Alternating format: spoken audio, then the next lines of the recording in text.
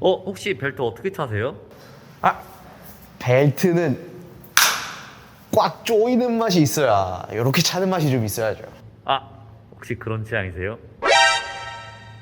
자, 여러분 반갑습니다. 여러분들 리프팅 이렇게 하시면 뭐 꼭 리프팅이 아니더라도 헬스, 중량 훈련, 웨이트 트레이닝을 하신다면 어느 정도 장비를 좀 같이 이용을 하실 텐데 여러분이 지금 제가 이렇게 차고 있는 걸 보시는 것처럼 벨트도 종류가 좀 여러 가지가 있어요. 제가 사용했던 그리고 사용하고 있는 다른 종류들 여러 가지 벨트들을 이렇게 가지고 와봤는데 우선 우측에 여러분들 좌측이죠. 얘는 이제 우리가 일반적으로 헬스 벨트라고 하면은 알고 있는 크리올로지 형태.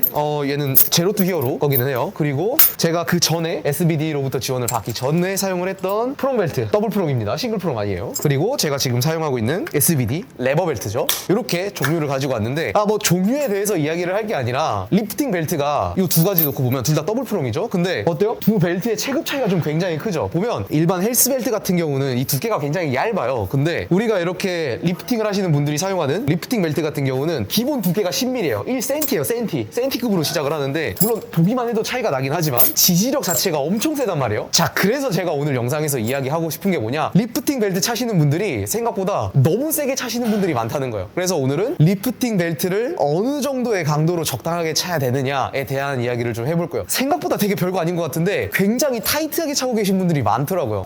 뭐 인트로에서 그렇게 이야기를 하긴 했지만 좀 그렇게 막 빡빡하게 차고 있지는 않아요. 물론 그런 취향이시라면 뭐 제가 이해는 해드리겠습니다만 리프팅 벨트를 그렇게 너무 세게 차잖아요. 이게 제가 10mm부터 시작을 한다 그랬잖아요. 지금 여러분들이 보고 있는 게 인저 벨트인데 이게 10mm 버전이랑 13mm 버전이 있어요. 그러니까 이게 말이 벨트지 진짜 이러고 때려버리면 무기거든요. 완전 둔기예요. 그래요. 리프팅 벨트가 이제 확실히 지지력도 좋고 폭도 넓다 보니까 이게 두껍기도 하고 중량적인 부분에 대한 서포트 능력이 확실해요. 확실히 좋고 일반 벨트, 일반 가죽 벨트를 쓰시다가 이렇게 리프팅 벨트로 넘어오게 되면 확실한 증량 효과나 더 튼튼한 서포트 효과를 느끼시는데 여기에서 얘를 너무 세게 타이트하게 찬다는 거예요. 이런 경우는 이런 가죽 벨트 같은 경우는 조금 타이트하게 차도 사실 별 문제가 되지는 않아요. 그런데 얘를 그렇게 세게 차버리면 아무리 내가 복압을 세게 잘 잡아놓는다고 해도 내 몸이 부러지지 벨트가 부러지진 않거든요. 결국 벨트를 뭐 새로 구입하는 것도 뭐 레버 벨트 같은 경우는 이 레버가 나간다거나 뭐 색깔이 질린다거나 그러면 새로 살 수 있는데 아마 벨트가 찢어진다? 그래서 바꿀 일은 잘 없을 거예요. 진짜 반평생 가는 거거든요, 얘가. 자, 그래서 이런 가죽 벨트 같은 경우는 조금 타이트하게 차도 좀 빡빡하네 이 정도가 끝인데 이 리프팅 벨트를 빡빡하게 차잖아요. 그러면 갈비뼈가 나가요.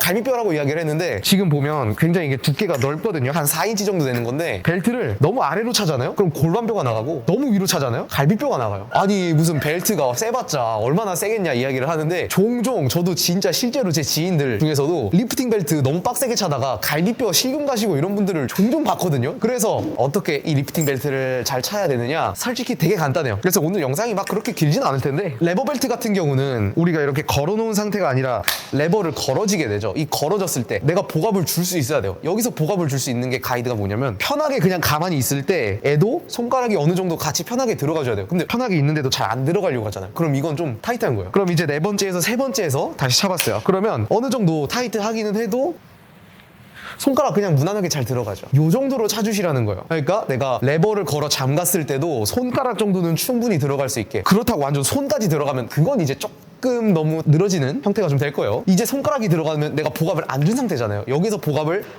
줬을 때는 이제 여기에서 안 들어가게. 왜냐면 벨트 자체가 서포트 능력이 좋다고는 해도 내가 복압을 같이 주면서 얘가 서포트를 해줘야지 벨트가 냅다 이렇게 잡아버리고 내가 복압을 못 주면 오히려 얘 때문에 복압을 못 넣는 상태가 나온단 말이에요. 그런 상태에서 고중량 리프팅을 들어가면 당연히 허리가 나갈 수밖에 없겠죠. 이 부분 생각해 주시면 되고, 사실 레버 같은 경우는 약간은 타이트하게 차도 되는 게 그냥 잠그면 끝이거든요. 물론 제가 방금도 말씀드렸다시피 어느 정도의 그 여유치는 남겨놓는 게 좋긴 합니다. 일단 이렇게 레버 벨트 보여드렸고, 자 다음으로 우리 프롱 벨트. 사실 프롱 벨트를 사용하시면 보통은 다 싱글 프롱을 쓰실 거예요. 저는 더블 프롱을 쓰지만 여기에다가 프롱 벨트를 저 이거 진짜 오랜만에 차보는데 한 1년 정도 된 것 같아요. 작년 시합 이후로 차본 적이 없으니까. 어쨌든 다 레버 벨트를 쓰시고 프롱 벨트를 쓰시지 않는 이유가, 레버 같은 경우는 기본적인 이 편의성이 좋잖아요. 어느 정도 타이트하게 끼려고 해도 그냥 약간 걸어 잠가놓기만 하면 끝이잖아요. 근데 얘는 어때요? 내가 프롱 벨트를 차려면 레버와는 아예 방식이 다르죠. 레버는 그냥 여기서 걸면 끝이란 말이에요. 근데 프롱 같은 경우는 한번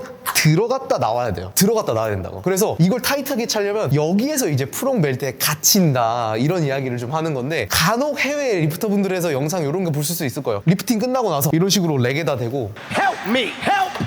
요러고 빼는 형태. 물론 어느 정도 감량이 돼서 좀 타이트하게 껴야 된다, 그렇다면 그럴 수 있기는 하겠지만, 그게 아니라 일반적인 경우에 있을 때는 그렇게 타이트하게 묶는 거를 권장드리지 않아요. 특히나 프롬벨트 같은 경우라면. 제가 타이트하게 어느 정도 끼려고 해도 일단 넣었잖아요. 넣을 때는 그래도 문제가 좀 되지 않아요. 근데 문제가 뺄 때죠. 뺄 때도 한번 뺐다가 나와야 되니까. 지금은 제가 뭐 그렇게 타이트하게 끼지는 않아서, 원체도 저는 벨트 자체를 타이트하게 끼지 않았어요. 적당히. 얘도 동일하게 지금 제가 네 번째 칸에 꼈을 때도 편하게 그냥 숨 쉬고 있을 때 들어가잖아요. 여기에서 이제 복압을 집어넣으면 이제 여기서 안 들어가게 해줘야지. 아마 여기서 제가 한쪽 더 들어가면 이제 그거는 좀 많이 힘들 거예요.